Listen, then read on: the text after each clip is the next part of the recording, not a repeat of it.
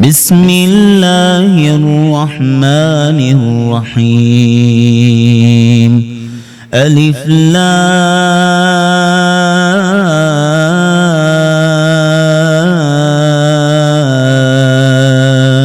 را تلك آيات الكتاب المبين إنا أنزلناه قرآنا عربيا لعلكم تعقلون نحن نقص عليك أحسن القصص بما أوحينا إليك هذا القرآن وإن كنت من قبله لمن الغافلين إذ قال يوسف لأبيه يا أبت إني رأيت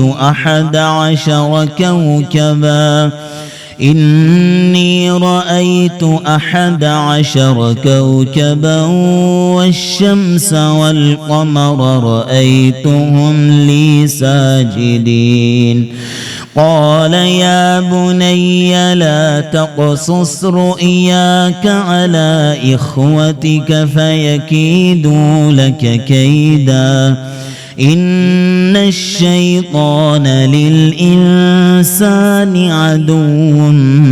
مبين وكذلك يجتبيك ربك ويعلمك من تأويل الأحاديث ويتم نعمته عليك وعلى آل يعقوب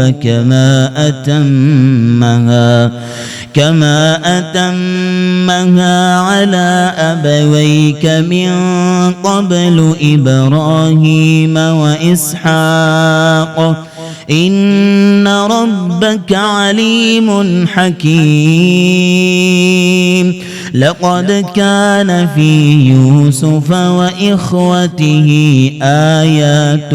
للسائلين إذ قالوا ليوسف وأخوه أحب إلى أبينا منا ونحن عصبة إن أبانا لفي ضلال مبين اقتلوا يوسف أو اطرحوه أرضا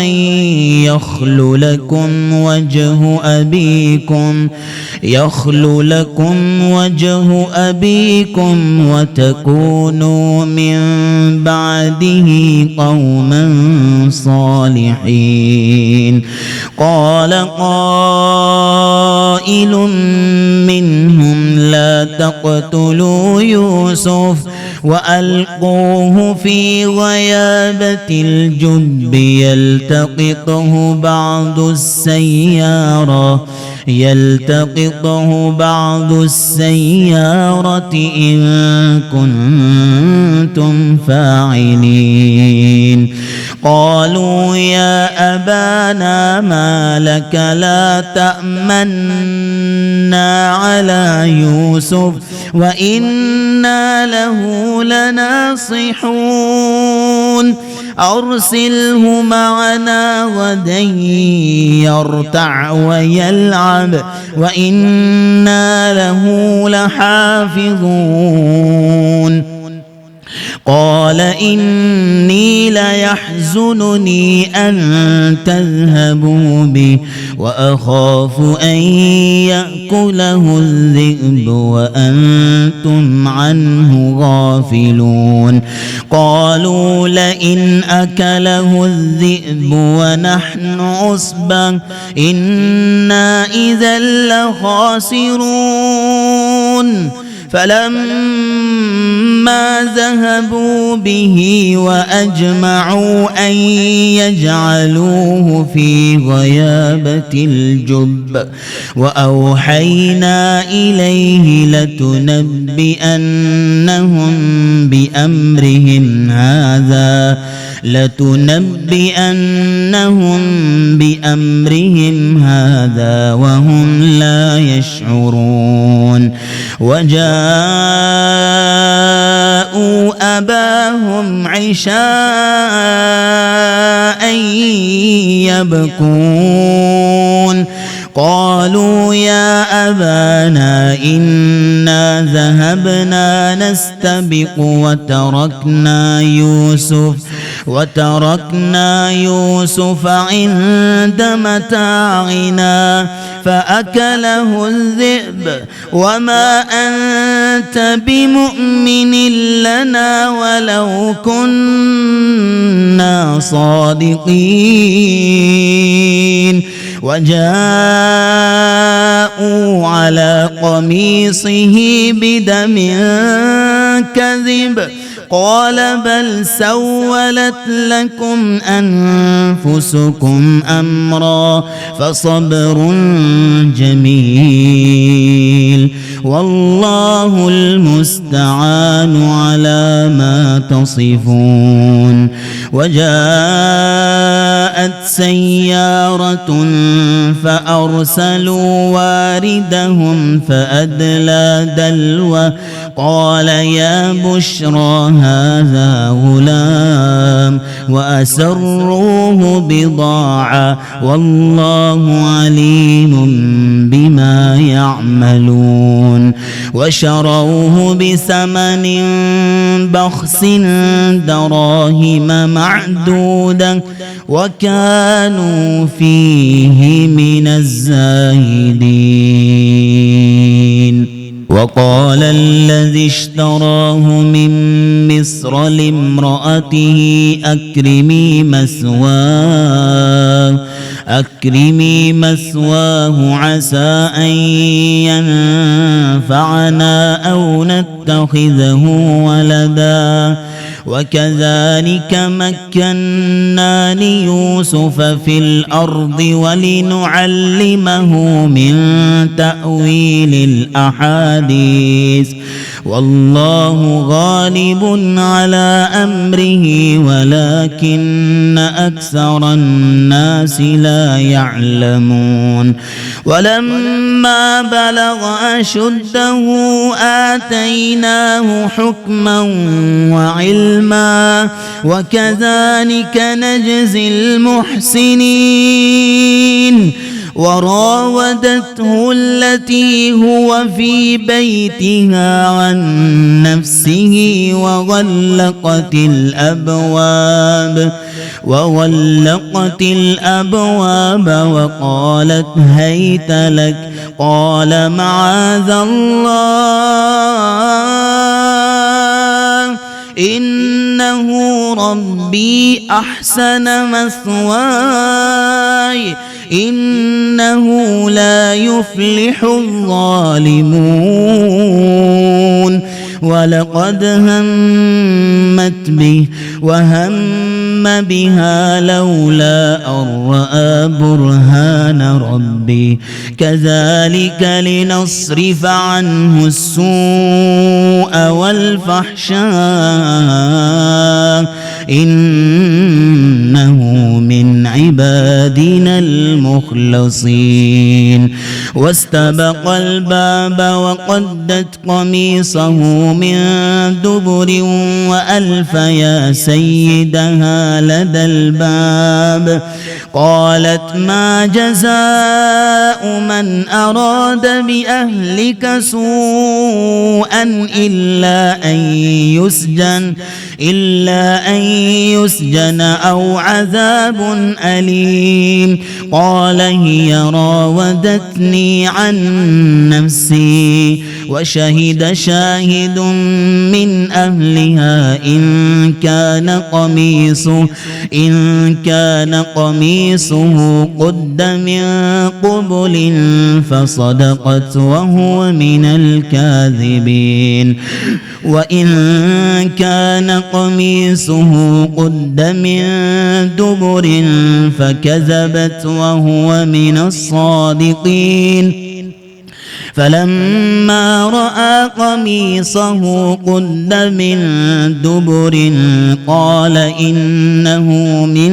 كيدكن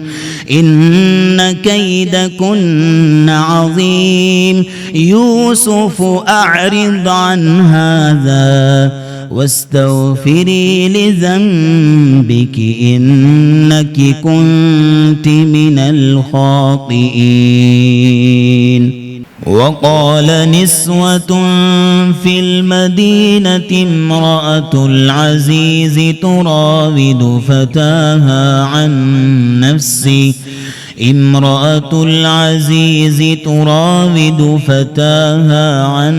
نفسه قد شغفها حبا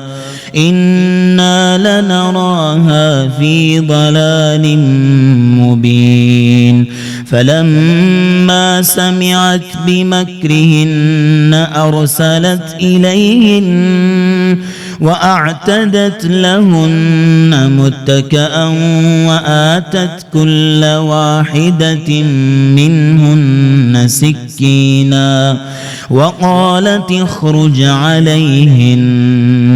فلما رأينه أكبرنه وقطعن أيديهن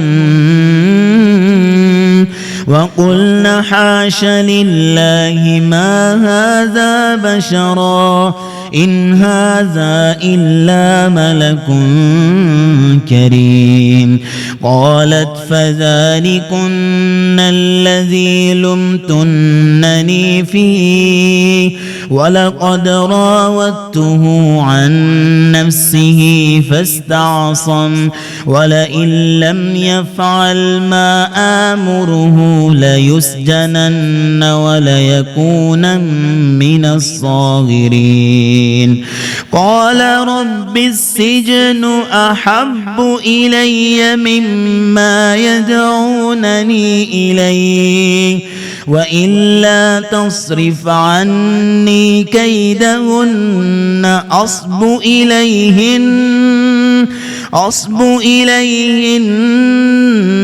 وأكن من الجاهلين. فاستجاب له ربه فصرف عنه كيدهن إنه هو السميع العليم. ثم بدا لهم من بعد ما رأوا الآيات ليسجننه حتى حين. ودخل معه السجن فتيان قال أحدهما إني أراني أعصر خمرا وقال الآخر إني أراني أحمل فوق رأسي خبزا تأكل الطير منه نبئنا بتأويله إنا نراك من المحسنين. قال لا يأتيكما طعام ترزقانه إلا نبأتكما بتأويله قبل أن يأتيكما ذلكما مما علمني ربي إني تركت ملة قوم لا يؤمنون بالله وهم بالآخرة هم كافرون. واتبعت ملة آبائي إبراهيم وإسحاق ويعقوب ما كان لنا أن نشرك بالله من شيء ذلك من فضل الله علينا وعلى الناس ولكن أكثر الناس لا يشكرون يا صاحبي السجن أأرباب متفرقون خير أم الله الواحد القهار ما تعبدون من دونه إلا أسماء سميتموها أنتم وآباؤكم ما أنزل الله بها من سلطان إن الحكم إلا لله أمر ألا تعبدوا إلا إياه ذلك الدين القيم ولكن أكثر الناس لا يعلمون يا صاحبي السجن أما أحدكما فيسقي ربه خمرا وأما الآخر فيسلب فتأكل الطير من رأسه قضي الأمر الذي فيه تستفتيان وقال للذي ظن أنه ناج منهما اذكرني عند ربك فأنساه الشيطان ذكر ربه فلبث في السجن بضع سنين وقال الملك إني أرى سبع بقرات سمان يأكلهن سبع عجاف وسبع سنبلات خضر وأخر يابسات يا أيها الملأ أفتوني في رؤياي إن كنتم للرؤيا تعبرون قالوا أضغاث أحلام وما نحن بتأويل الأحلام بعالمين وقال الذي نجا منهما وادكر بعد أمة أنا أنبئكم بتأويله فأرسلون يوسف أيها الصديق أفتنا في سبع بقرات سمان يأكلهن سبع عجاف وسبع سنبلات خضر وأخر يابسات لعلي أرجع إلى الناس لعلهم يعلمون قال تزرعون 7 سنين دأبا فما حصدتم فذروه في سنبله إلا قليلا مما تأكلون ثم يأتي من بعد ذلك 7 شداد يأكلن ما قدمتم لهن إلا قليلا مما تحصنون ثم يأتي من بعد ذلك عام فيه يغاث الناس وفيه يعصرون وقال الملك ائتوني به فلما جاءه الرسول قال ارجع إلى ربك فاسأله ما بال النسوة اللاتي قطعن أيديهن إن ربي بكيدهن عليم قال ما خطبكن إذ راوتن يوسف عن نفسه قال ما خطبكن إذ راوتن يوسف عن نفسه قلنا حاش لله ما علمنا عليه من سوء قالت امرأة العزيز الآن حصحص الحق أنا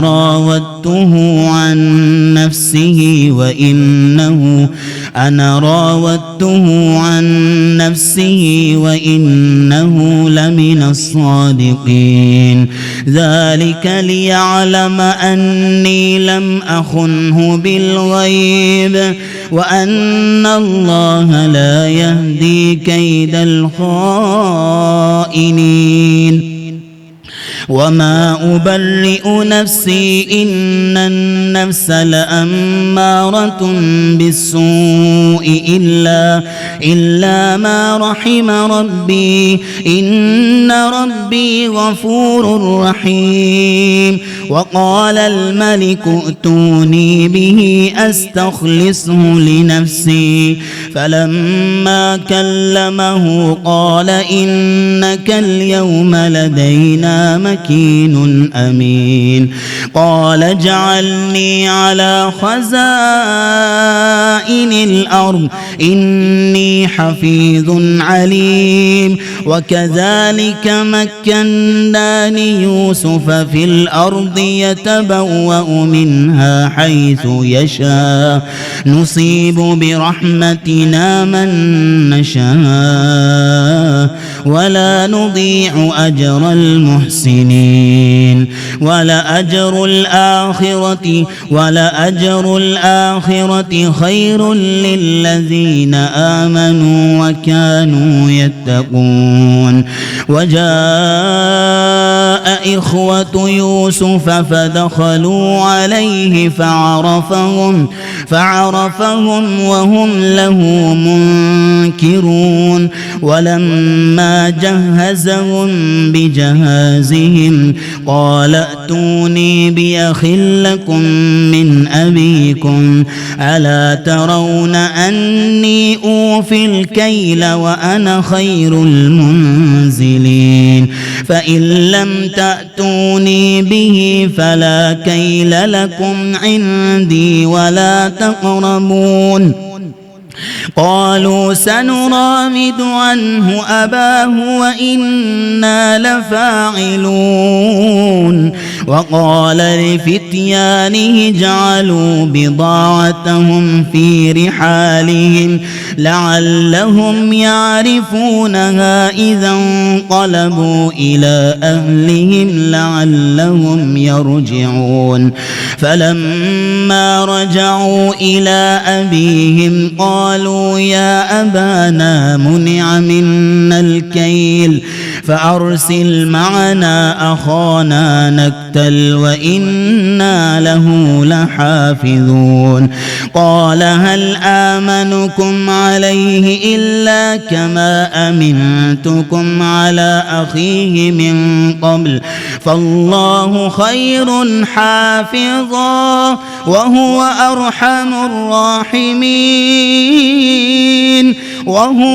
أرحم الراحمين ولما فتحوا متاعهم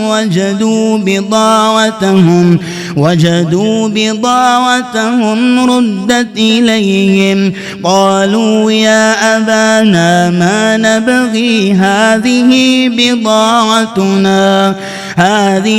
بضاعتنا ردت إلينا ونمير أهلنا ونحفظ أخانا ونزداد كيل بعير قال لن أرسله معكم حتى تؤتون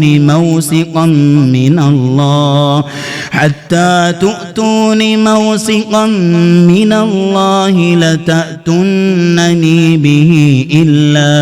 إلا أن يحاط بكم. فلما آتوه موثقهم قال الله على ما نقول وكيل. وقال يا بني لا تدخلوا من باب واحد وادخلوا من أبواب متفرقة وما أغني عنكم من الله من شيء إن الحكم إلا لله عليه توكلت وعليه فليتوكل المتوكلون. فلما دخلوا من حيث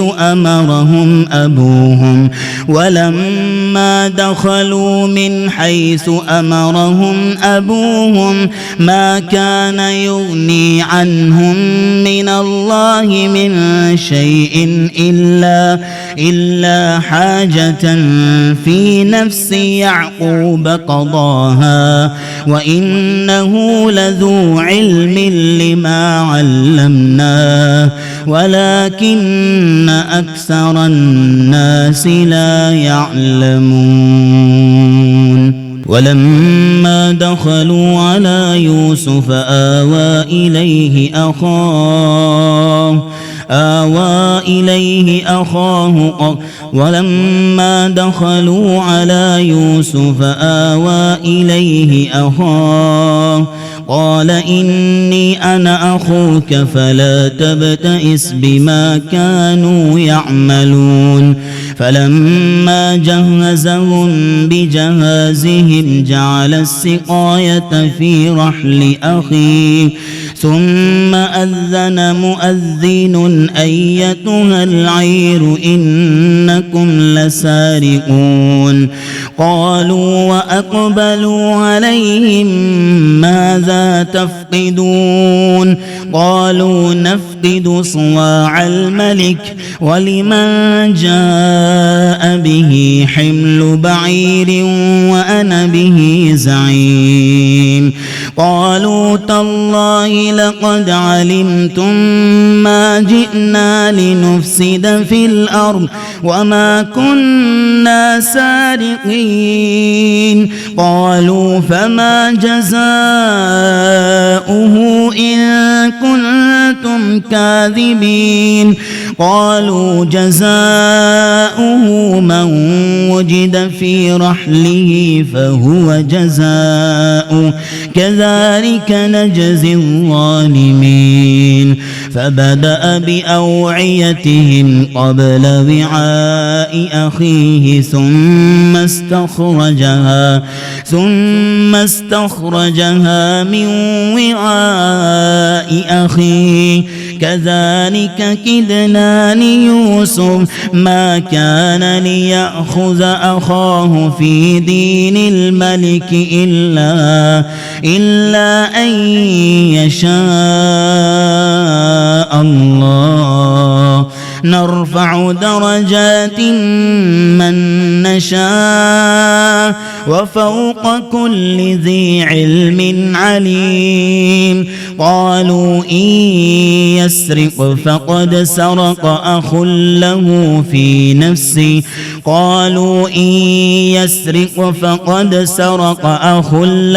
من قبل فأسرها يوسف في نفسه ولم يبدها لهم قال أنتم شر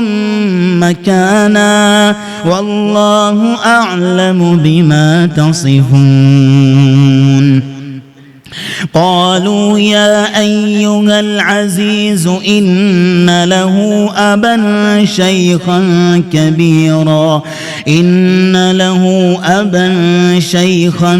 كبيرا فخذ أحدنا مكانه إنا نراك من المحسنين. قال معاذ الله أن نأخذ إلا من وجدنا متاعنا عنده إنا إذا لظالمون. فلما استيئسوا منه خلصوا نجيا قال كبيرهم ألم تعلموا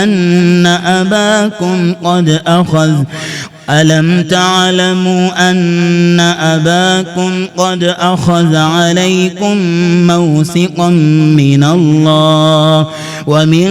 قبل ما فرطتم في يوسف فلن أبرح الأرض حتى يأذن لي أبي أو يحكم الله لي وهو خير الحاكمين ارجعوا إلى أبيكم فقولوا يا أبانا إن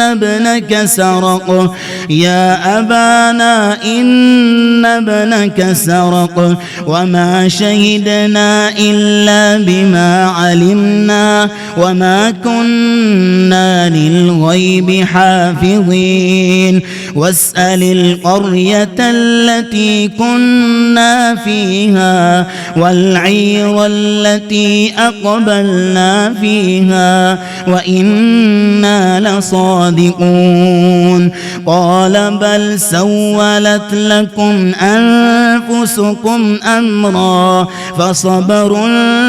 جميل عسى الله أن يأتيني بهم جميعا إنه هو العليم الحكيم وتولى عنهم وقال يا أسفا على يوسف وابيضت عيناه من الحزن فهو كظيم قالوا تالله تفتأ تذكر يوسف حتى تكون حرضا أو تكون من الهالكين قال إنما أشكو بثي وحزني إلى الله وأعلم من الله ما لا تعلمون يا بني يذهبوا فتحسسوا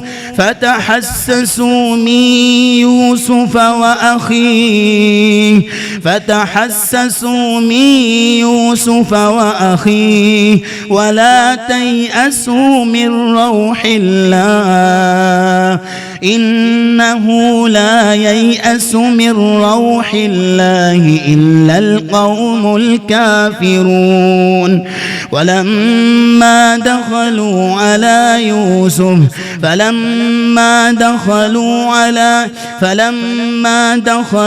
عليه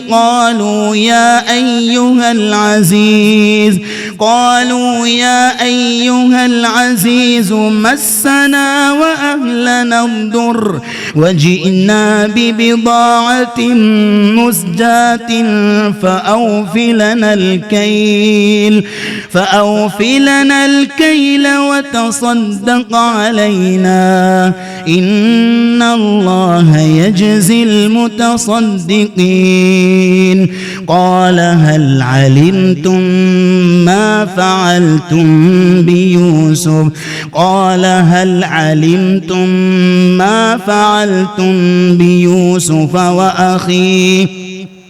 ما فعلتم بيوسف وأخيه إذ أنتم جاهلون قالوا أئنك لأنت يوسف قال أنا يوسف وهذا أخي قد من الله علينا إنه من يتق ويصبر فإن الله لا يضيع أجر المحسنين قالوا تالله لقد آثرك الله علينا وإن كنا لخاطئين قال لا تثريب عليكم اليوم يغفر الله لكم وهو أرحم الراحمين اذهبوا بقميصي هذا هذا فألقوه على وجه أبي يأت بصيرا وأتوني بأهلكم أجمعين. ولما فصلت العير قال أبوهم إني لأجد ريح يوسف لولا أن تفندون. ولما فصلت العير قال أبوهم إني لأجد ريح يوسف لولا أن تفندون. قالوا تالله إنك لفي ضلالك القديم. فلما أن جاء البشير ألقاه على وجهه فارتد بصيرا قال ألم أقل لكم إني أعلم من الله ما لا تعلمون. قالوا يا أبانا استغفر لنا ذنوبنا إنا كنا خاطئين.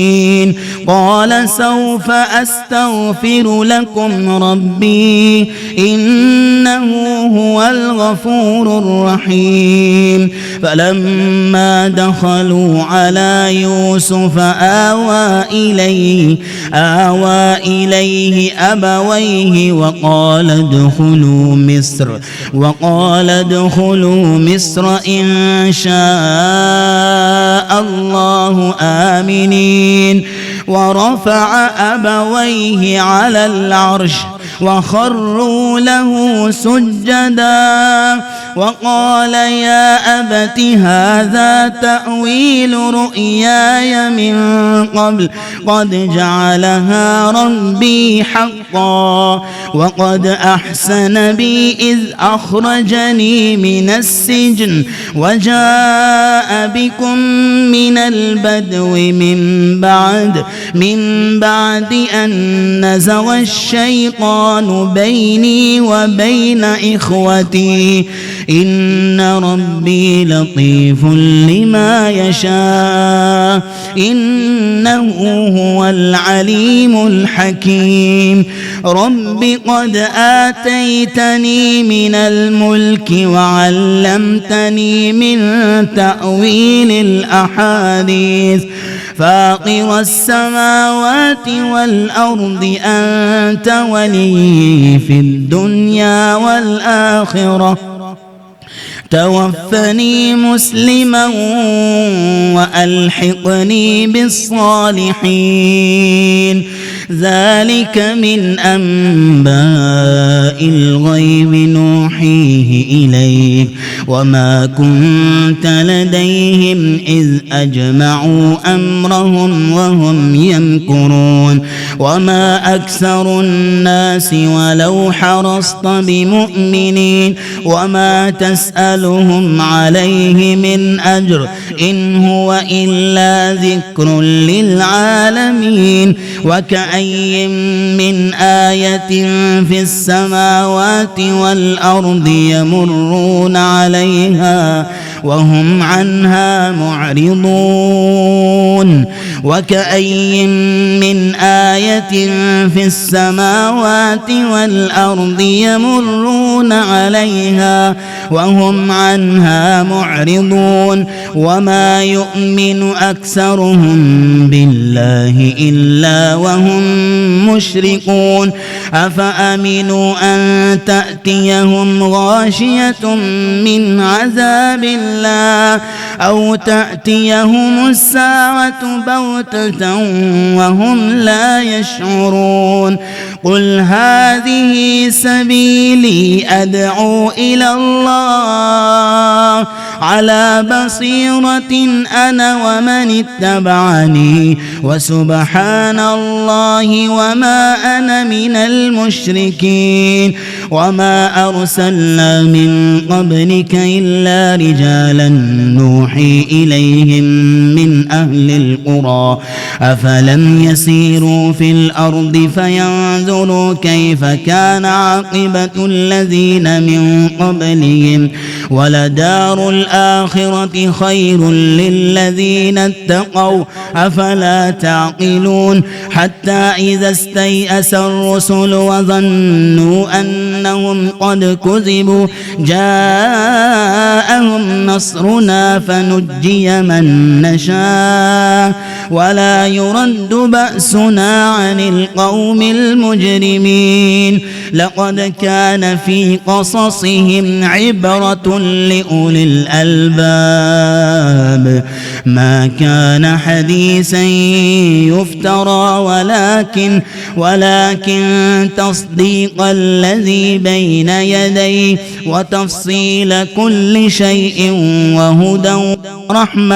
وهدى ورحمة لقوم يؤمنون.